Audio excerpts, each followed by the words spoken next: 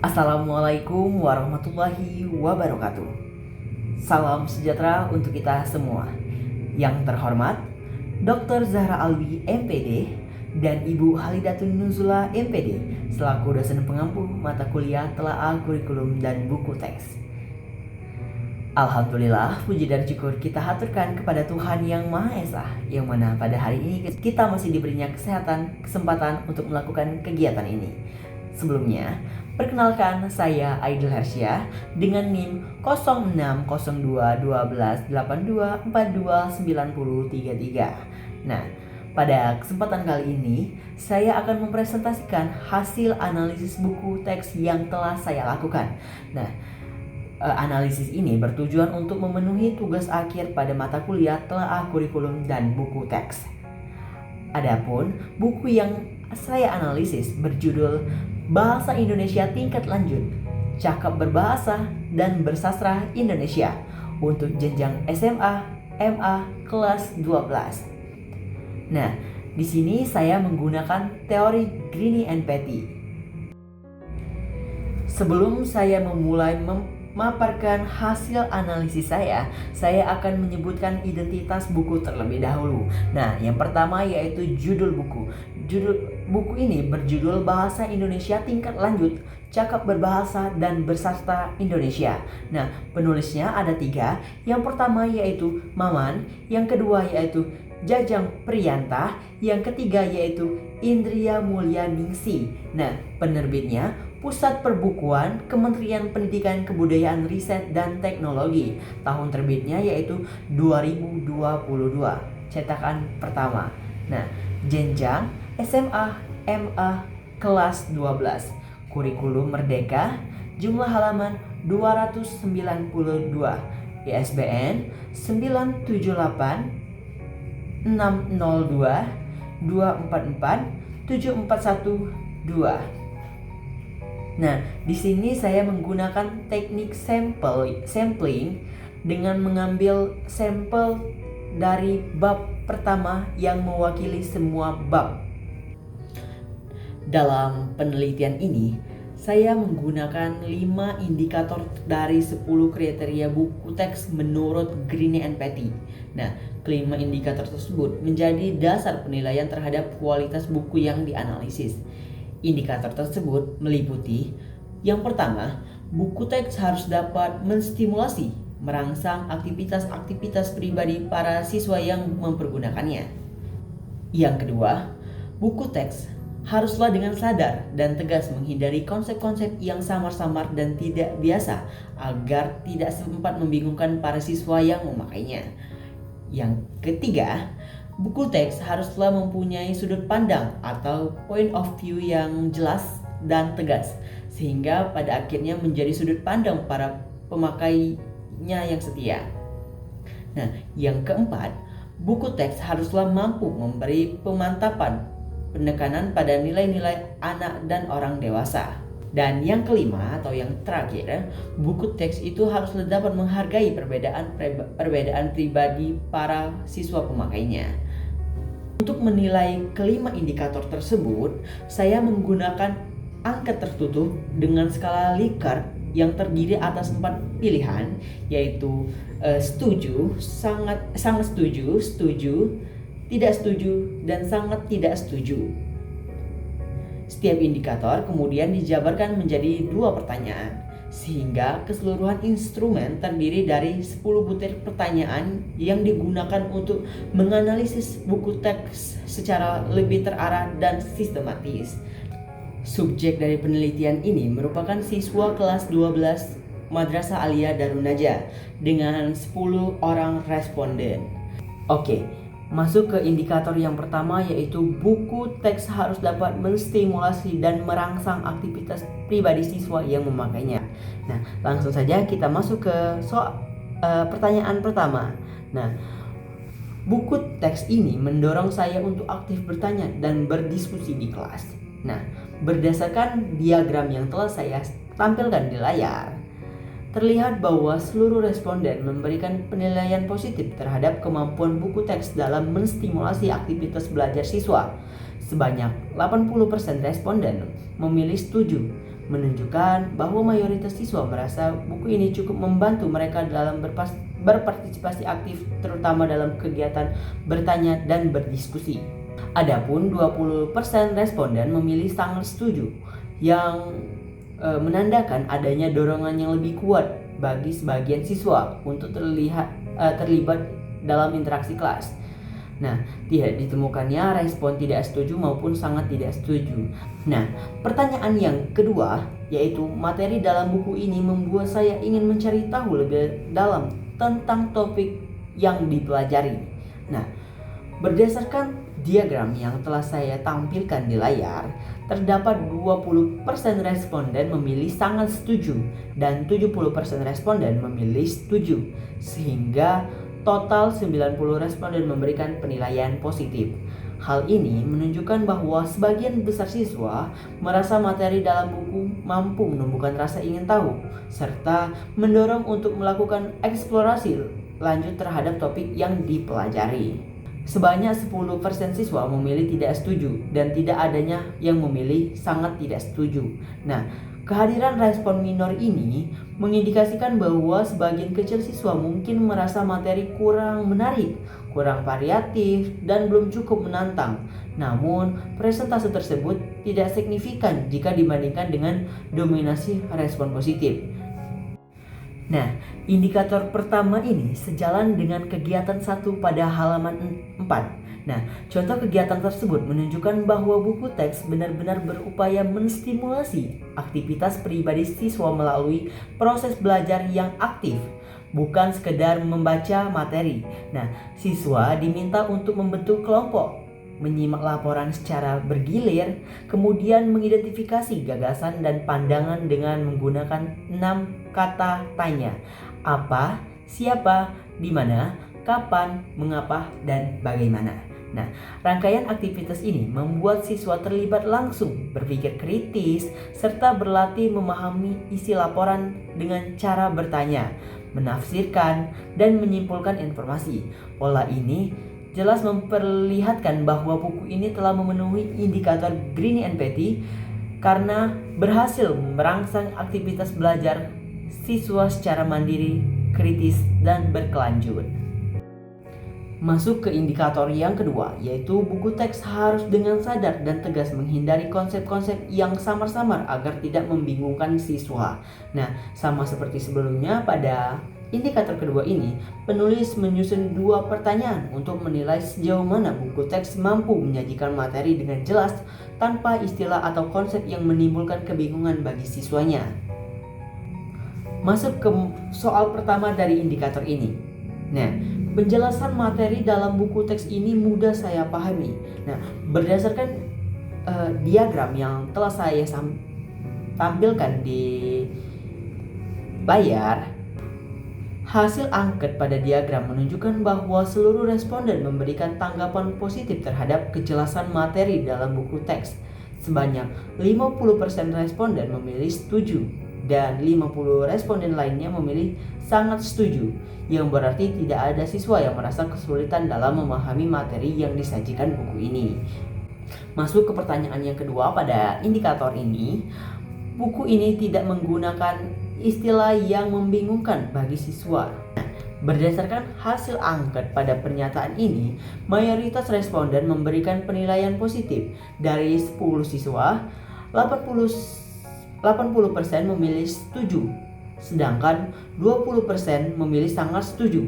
Tidak adanya respon negatif menunjukkan bahwa istilah atau terminologi yang digunakan dalam buku ini dipandang cukup jelas dan sesuai dengan tingkat pemahaman siswa. Nah, indikator kedua ini sesuai dengan kegiatan 2 pada halaman 12 bab pertama.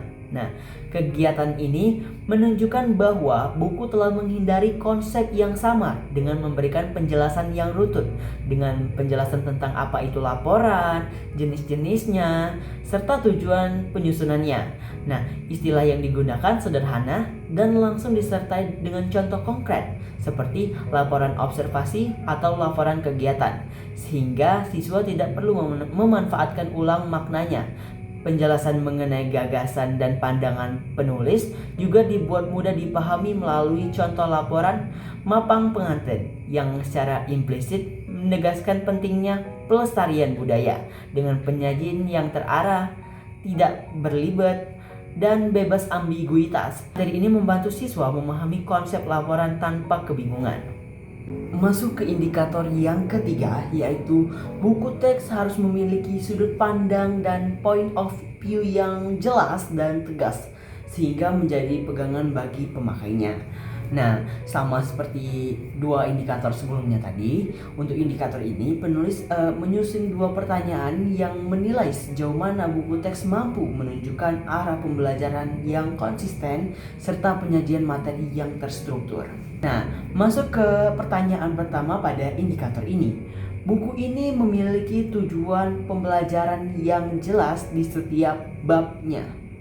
Nah, berdasarkan diagram yang sudah ditampilkan di layar, sebanyak 60% responden memilih sangat setuju dan 40% responden memilih setuju. Nah, sementara tidak ada satupun responden yang memberikan penilaian negatif. Hasil ini menunjukkan bahwa mayoritas pengguna memandang buku tersebut memiliki arah pembelajaran yang tegas, jelas, dan mudah diikuti. Soal yang kedua pada indikator ini, cara penyajian materi dalam buku ini terarah dan tidak membingungkan. Nah, sesuai diagram yang telah saya tampilkan di layar, pada pernyataan ini sebagian besar responden kembali memberikan penilaian positif. Dari 10 responden, 80% memilih setuju, sementara 20% lainnya memilih sangat setuju. Tidak ada satupun yang memilih kategori negatif, yang berarti penyajian materi dalam buku ini dipandang cukup terstruktur dan mudah diikuti. Nah, contoh yang saya temukan pada indikator ketiga ini pada halaman kedua, bab pertama. Nah, pada bagian ini menunjukkan bahwa buku memiliki tujuan pembelajaran yang dirumuskan secara jelas, yaitu agar peserta didik mampu mengevaluasi gagasan dan pandangan penulis dalam teks laporan serta menulis laporan untuk berbagai keperluan. Nah, tujuan tersebut langsung diarahkan pada kemampuan yang ingin dicapai, sehingga siswa sejak awal memahami kompetisi apa yang harus dikuasainya. Nah, buku ini berhasil menampilkan tujuan secara konkret dan mudah dipahami, sehingga siswa dapat mengikuti proses belajar yang lebih terarah. Nah, masuk ke indikator yang keempat, yaitu penekanan pada nilai-nilai anak dan orang dewasa. Masuk ke soal yang pertama, yaitu buku ini mengajarkan nilai-nilai sikap yang baik dalam kehidupan sehari-hari. Berdasarkan diagram yang sudah saya tampilkan di layar, hasil angket menunjukkan kecenderungan positif yang sangat kuat. Dari 10 responden, sebanyak 60% memilih sangat setuju dan 40% memilih setuju. Nah, tidak ada penilaian negatif. Temuan ini menunjukkan bahwa pembaca menangkap adanya penyisipan nilai-nilai moral yang dilakukan secara konsisten di berbagai bagian buku. Masuk ke pertanyaan kedua dari indikator ini. Nah, pertanyaannya, setelah mempelajari buku ini, saya lebih memahami sikap yang baik sebagai pelajar. Nah, seperti yang telah ditampilkan di layar diagramnya, pada pernyataan ini 60% responden memilih sangat setuju dan 30 lainnya memilih setuju. Hanya 10% yang menjawab tidak setuju tanpa adanya respon sangat tidak setuju. Nah, komposisi tersebut menunjukkan bahwa sebagian besar siswa merasakan manfaat nyata dari penyajian nilai dan sikap positif yang tertanam dalam materi. Nah, indikator 4 ini sejalan dengan kegiatan 2 pada halaman 13 di bab pertama. Nah, kegiatan ini menunjukkan bahwa buku teks berupaya menanamkan nilai secara langsung maupun tidak langsung, terutama nilai pelestarian budaya dan sikap menghargai tradisi. Melalui kutipan perubahan pola pikir masyarakat dan kecenderungan generasi muda meninggalkan prosesi mapang pengantin, siswa diajak merefleksikan sikap mereka terhadap warisan budaya dengan pertanyaan setuju atau tidak. Dengan cara ini, buku tidak hanya memfasilitasi kemampuan bahasa, tetapi juga memperkuat nilai moral, sosial, dan kultur yang relevan bagi anak maupun orang dewasa, sehingga fungsi pendidikan nilai benar-benar terrealisasi dalam proses pembelajaran. Masuk ke indikator yang kelima, yaitu menghargai perbedaan pribadi siswa pemakainya. Langsung saja kita masuk ke pertanyaan yang pertama pada indikator ini. Nah, buku ini menghargai perbedaan pendapat antar siswa. Nah, berdasarkan angket yang sudah ditampilkan di layar, hasil angket menunjukkan bahwa seluruh responden memiliki pandangan positif terhadap aspek penghargaan terhadap perbedaan pendapat. Nah, sebanyak 70% siswa memilih setuju dan 30% lainnya sangat setuju. Tidak adanya penilaian negatif. Proporsi ini mengisyaratkan bahwa siswa merasakan adanya ruang inklusif dalam buku, baik melalui contoh, latihan, maupun cara materi disajikan. Lanjut ke pertanyaan yang kedua pada indikator ini, yaitu buku ini tidak membeda-bedakan kemampuan siswa dalam penyajian materinya. Sebanyak 40% responden memilih setuju dan 60% lainnya memilih sangat setuju. Tidak ada siswa yang memberikan respon negatif. Komposisi tersebut menunjukkan bahwa penyajian materi dalam buku dianggap cukup merata dan ramah bagi siswa dengan kemampuan yang beragam. Nah, indikator kelima ini sejalan dengan kegiatan pada halaman 38, yaitu bagian refleksi. Nah, bagian ini menunjukkan bahwa buku teks menghargai perbedaan pribadi siswa karena memberikan ruang bagi siswa untuk menilai pengalaman belajarnya melalui pilihan ya atau tidak. Siswa bebas mengekspresikan apakah mereka menikmati pembelajaran, merasa mendapatkan wawasan baru, atau tertarik menulis laporan tanpa harus mengikuti cara jawaban teman. Nah, berdasarkan hasil analisis tadi, secara keseluruhan buku ini memiliki beberapa kelebihan, seperti mampu mendorong aktivitas belajar, menggunakan bahasa yang mudah dipahami, menyajikan tujuan pembelajaran dengan jelas, memuat nilai-nilai sikap, serta mampu mengakomodasi perbedaan kemampuan siswa. Nah, namun di sisi lain buku ini juga memiliki kekurangan, yaitu rangsangan rasa ingin tahu yang belum optimal, beberapa istilah yang masih umum, penilaian siswa yang masih banyak berada di kategori setuju bukan sangat setuju, variasi penyajian materi yang masih terbatas, serta nilai-nilai sikap yang belum sepenuhnya dekat dengan kehidupan remaja.